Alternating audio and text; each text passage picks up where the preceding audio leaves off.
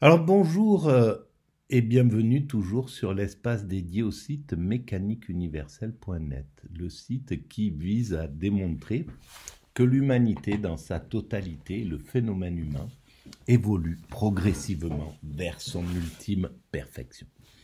Cette perfection, c'est la paix universelle, la fraternité absolue, la fin de l'homme loup pour l'homme, le, l'accession au 100% écologique, c'est-à-dire l'homme qui n'a plus aucun impact négatif sur la planète. Alors évidemment, ça veut dire qu'il aura fallu dépasser les automobiles, les avions, les buildings, les routes machin, enfin les autoroutes.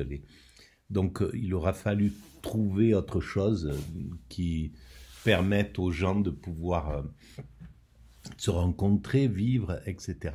Et s'alimenter, faire, voilà. Mais tout ça, l'humanité va le résoudre très très bien, sans aucune difficulté. C'est qu'une question de temps. Il faudra peut-être 1, 2, 3, 4, 5 siècles, peut-être 10 siècles, mais l'humanité trouvera les moyens de s'alimenter sans avoir d'impact sur la planète, de pouvoir se rencontrer sans être obligé de prendre des avions, des choses comme ça. On sera peut-être bon, et puis on ne sait pas ce que l'humanité aura inventé dans 4 siècles ou 5 siècles, par exemple.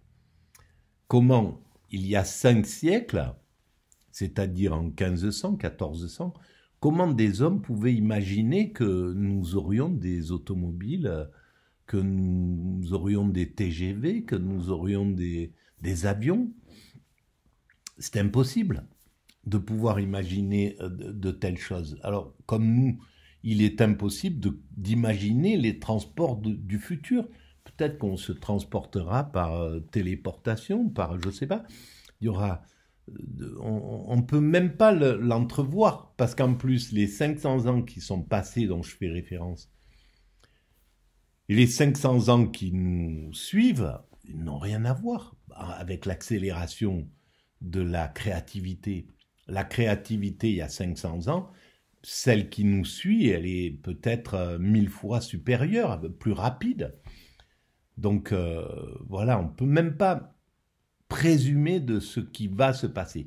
En tout cas, ce qui est sûr, c'est que l'homme ne peut pas ne pas aller vers le zéro impact sur la planète.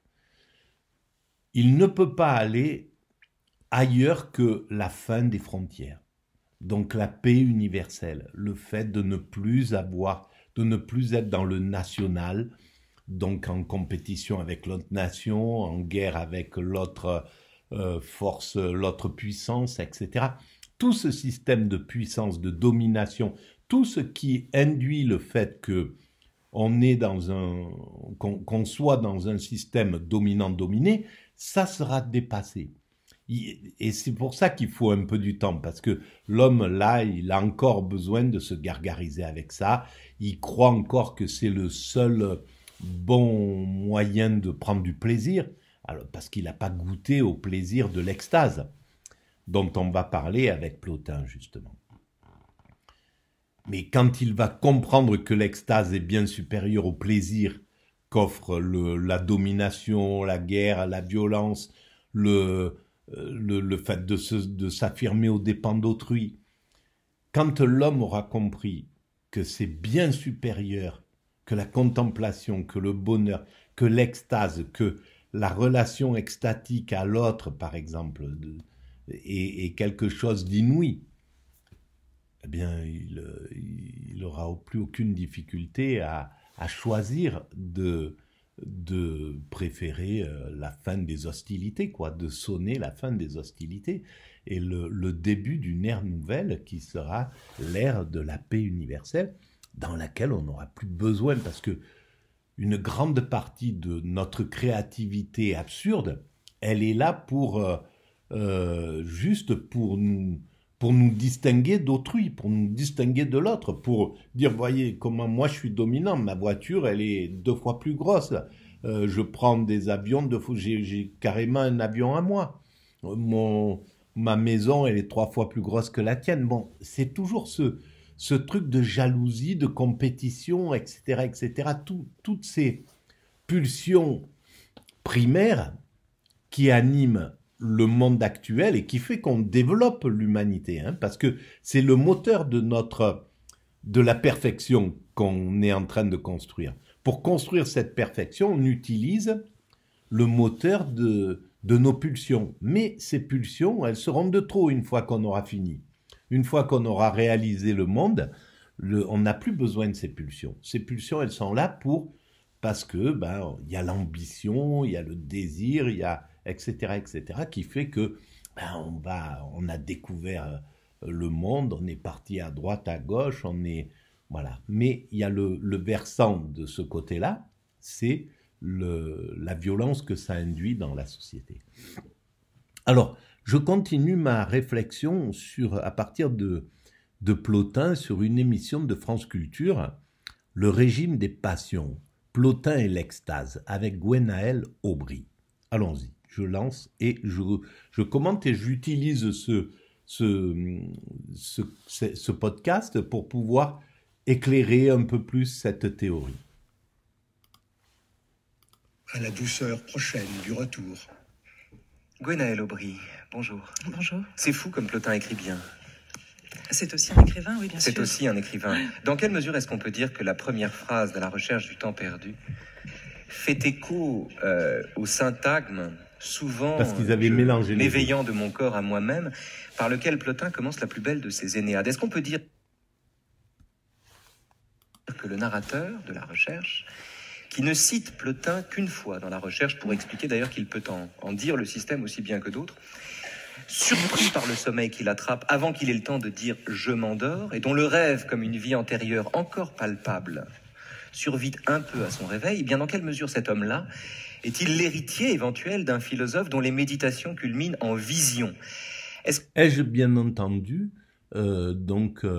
Proust aurait cité une fois Plotin.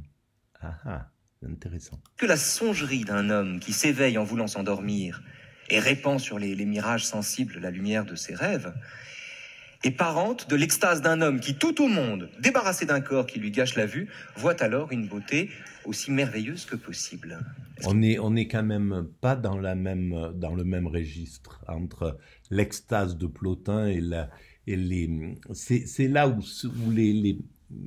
les penseurs qui n'ont pas expérimenté l'extase, c'est à mon sens le cas justement du commentateur, ne peut pas comprendre clairement, à part peut-être ceux qui se sont vraiment plongés dans la lecture des commentateurs de l'extase, dont Plotin, etc., Platon certainement, puis tout un tas de penseurs, des penseurs dans le soufisme, des penseurs, etc.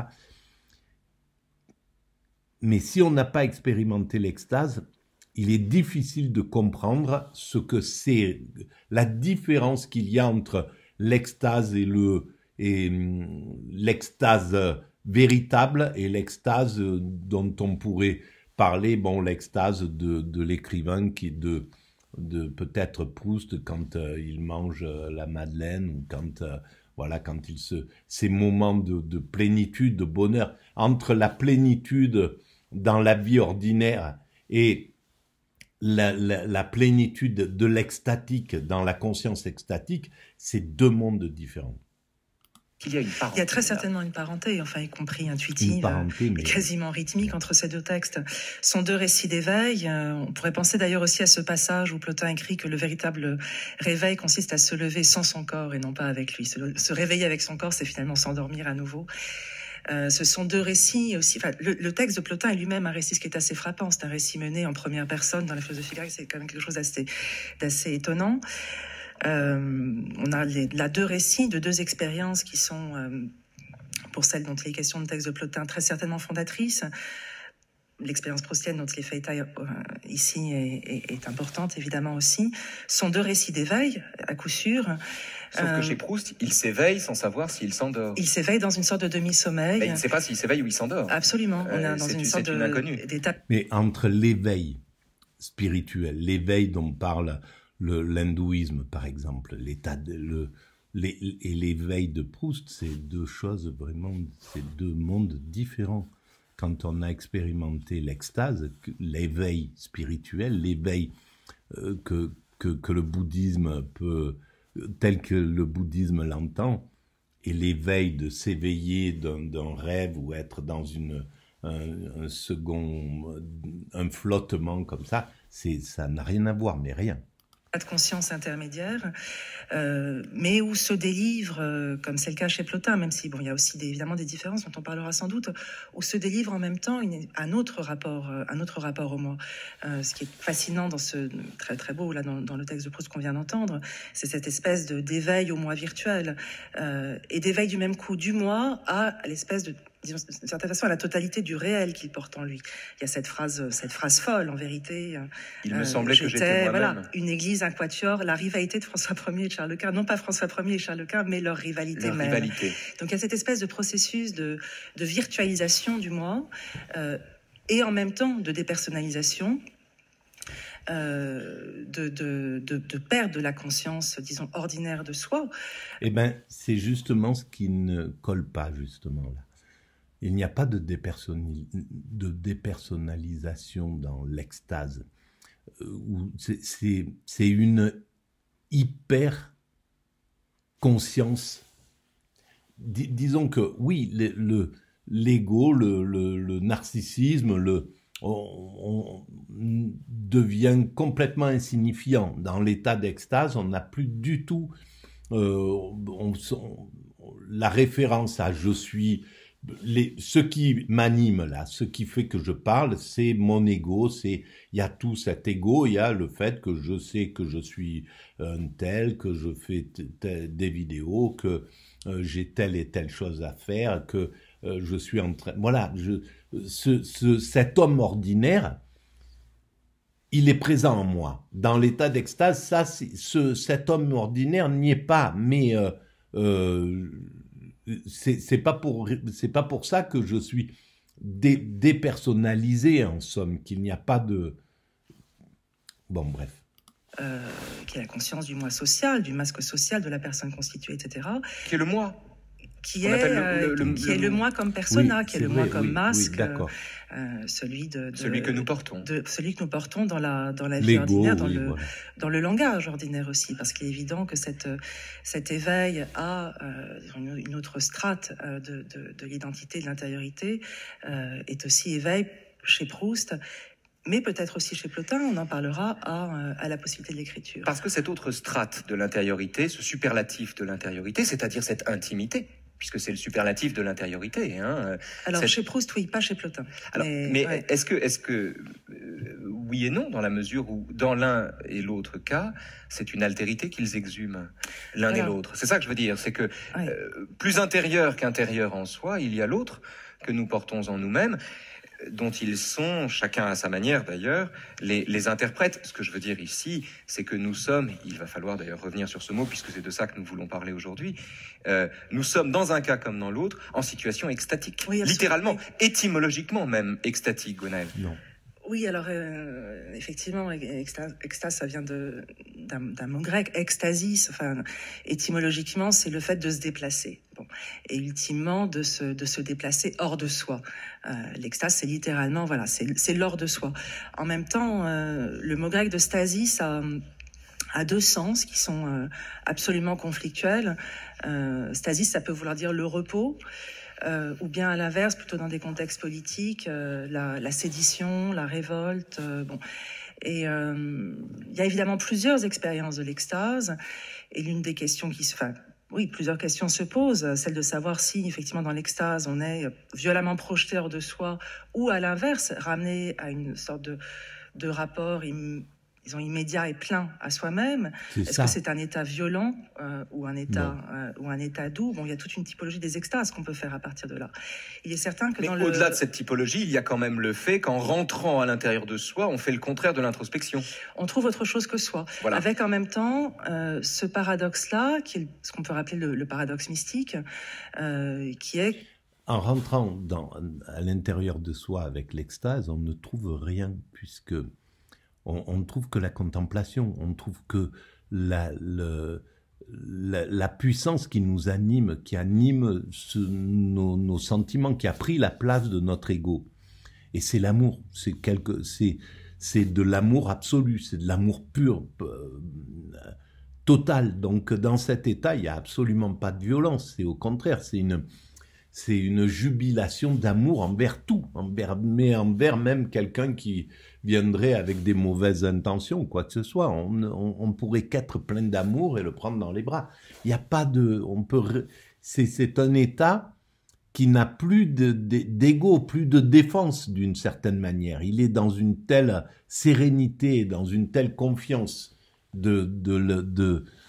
que tout est parfait dans ce qui est en train de se dérouler, et puis parce que le corps jubile, c'est une question de jouissance physique. Chaque organe jouit. Donc on est occupé que par cette jouissance en somme, que par cet amour qu'on ressent et qu'on émane vers l'extérieur dans les choses. C'est finalement quand on a le moins conscience de soi-même qu'on est plus soi-même. Ce que Maître Eckhart va formuler de façon très lapidaire. Le détachement, ce qu'il appelle le détachement. Maître Eckhart dit en vérité, plus nous sommes nous, moins nous sommes nous. Et c'est exactement de cette expérience-là que fait état le texte de Plotin qu'on a entendu. Plus nous sommes nous, le divin, plus nous sommes divins, nous, de notre part divine, plus nous sommes notre part divine, et moins nous sommes, nous, notre part égocentrique, notre part fabriquée par la société de notre enfance. On nous dit, voilà, tu t'appelles comme ça, on va t'apprendre à parler, on va t'apprendre à dire les choses, voilà, ton nom c'est ça, ton prénom c'est ça, ton âge c'est ça. Et on te donne toutes ces références avec lesquelles tu vas grandir, et puis tu es tel enfant, tu appartiens à tel clan, à tel village, tu fais tu as tel niveau d'instruction, tu es gentil, intelligent, grand, rapide, fort, lent, je sais pas, enfin gros, maigre, etc. Tout ça, c'est des définitions qu'on va nous construire et qui vont faire que notre ego va être construit de tout ça. Et dans l'état d'extase, ça n'existe plus. On n'est plus en lien avec toute cette construction-là.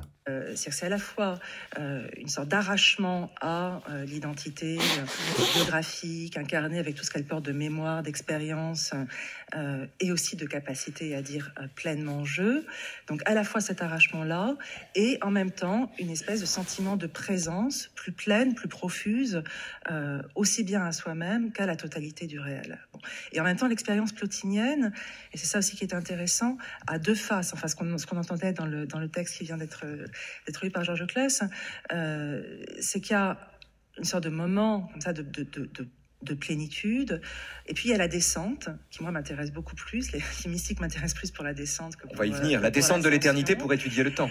Oui, et puis le retour justement à cette identité biographique, le retour au moi incarné, le retour à toutes les contraintes et les limitations de... Voilà, bien sûr que cette descente, elle est intéressante parce qu'elle montre qu'il y a deux mondes. Voilà, qu'il y a deux états bien distincts, deux états de conscience et de ressenti bien particuliers. L'état d'extase, c'est un état de conscience bien précis, bien particulier, et qui est équivalent, à mon sens, chez l'hindou, chez le bouddhiste, chez le moine zen, chez le soufi, etc. C'est la même chose, parce que ça anime le corps de la même manière. Et puis, alors, cette descente, c'est quand on sort de cet état, parce qu'on en sort mécaniquement, on ne peut pas y rester pour l'instant. Peut-être que quand on aura atteint la perfection, on pourra rester dans cet état sans dommage, parce qu'on aura trouvé les clés pour pouvoir s'alimenter, vivre, vivre normalement à peu près, tout en étant dans cet état.